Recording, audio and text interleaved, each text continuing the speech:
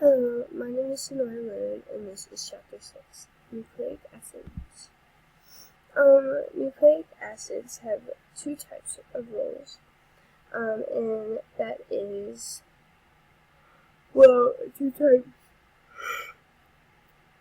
Okay, sorry. Anyways, but it's DNA and RNA that are the two types. And DNA and RNA work together, and they allow other organisms to be able to reproduce or have that genetic makeup from either one living thing or two living things. It's like humans, like when we have parents, and then we get the DNA from both of them. Here. But DNA, sorry, I hit my computer. But DNA is just the genetic material that organisms get from their parents, as I said earlier, but in a different wording. Each chromosome contains at least one DNA molecule, and it carries all the genes, or hundreds, and then it gets put into a different organism, making another life. I'm really sorry.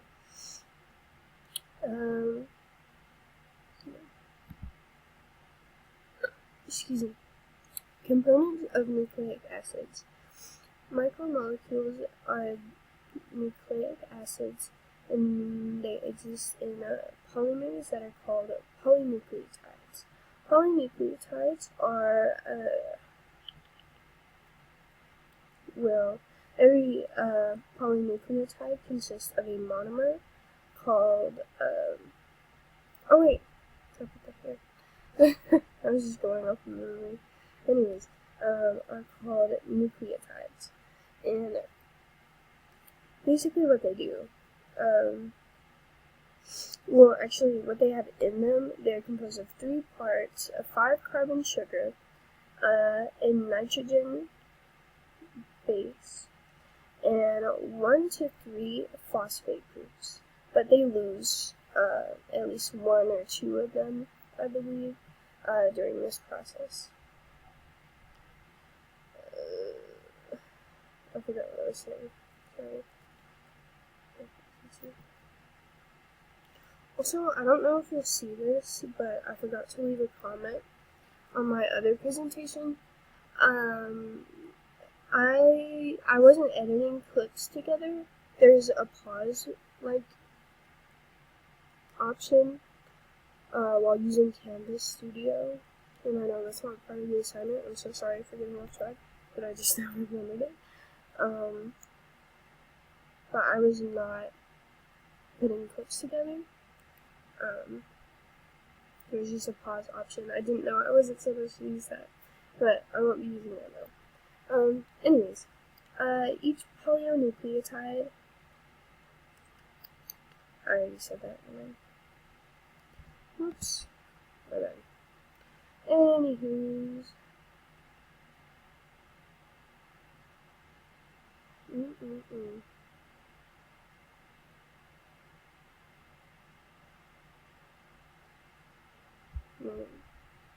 I forgot to add some things, and it's just understanding a single nucleotide, and it has a bunch of nitrogen bases, as I said earlier, and each of those bases has 1 or 2 rings that includes nitrogen atoms.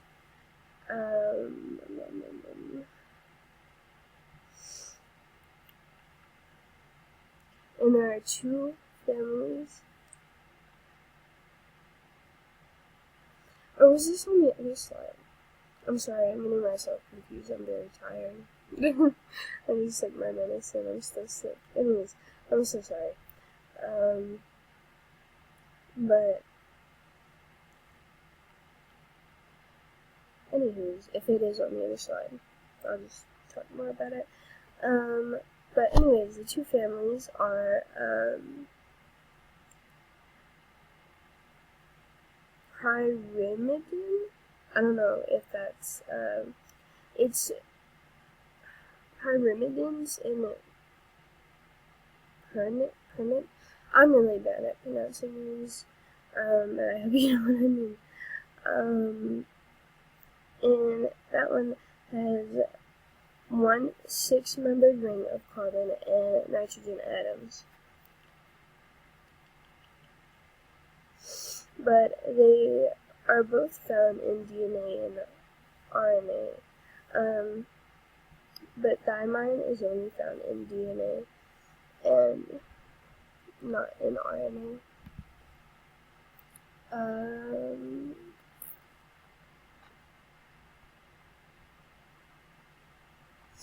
Nucleotide polymers. A linkage of nucleotides into a polynucleotide involves a condensation reaction, and in the polynucleotide, nucleotides are joined, like they're joined together by a linkage, and we talked about this in class when we did that thing with the papers. That was, I believe, what was it called? Something. I'm so sorry. I really can't remember this. Excuse me. It was a covalent bond. Never mind. I believe. Covalent. I think it was covalent. But, well, those are bonds, not linkages, but, anyways.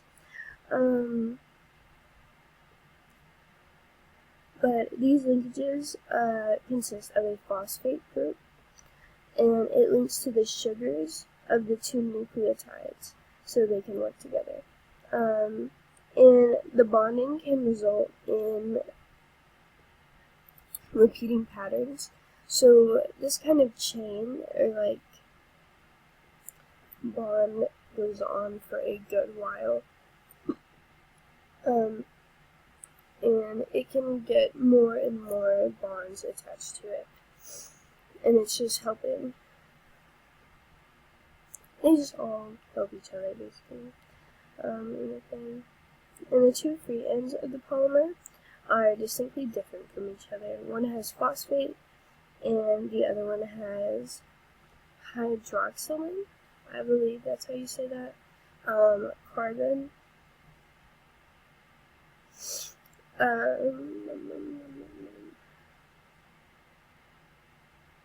Yeah. But the sugar phosphate is like the backbone of the whole thing, basically, almost. I feel like we've been talking a lot about polymers recently, which isn't a bad thing. I've learned a lot about polymers since chapter 5, I believe, that we first started talking about them. But what I think when I hear polymers, I just think of the bonds, and some of them have a certain amount of sugars that are on them, some of them have a certain amount of carbon and stuff. Structures of a singular nucleotide. I think, yeah, this was supposed to go in front of the other one. Anyways, I'll just talk more about it.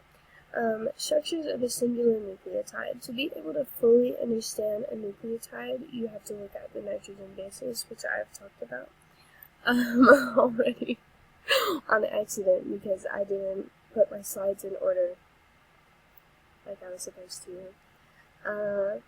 Anyways, I was talking about the bases, as I put here.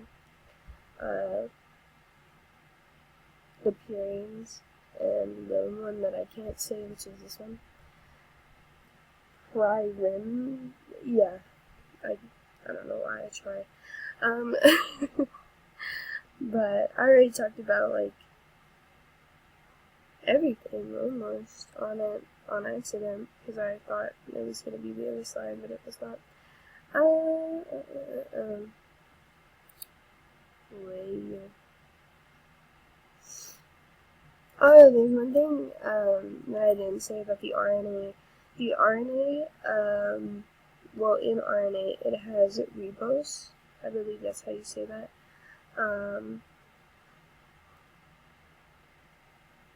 And there was something else being compared to it. Oh, DNA. DNA, the sugar, is a word that starts with B that I cannot pronounce. But in RNA, it's ribose. And the difference between those two in the sugars is the other one lacks oxygen, an oxygen atom, on the second carbon ring. And, oh, it's the deoxy, yeah, we talked about it too in class, but I just can't remember how to pronounce the names of it, really. But, oh, sorry, my battery's running low. But, yeah, since I talked a lot about this slide in my other one, which was my bad. But that's all I have for this lecture in chapter 6. Yeah.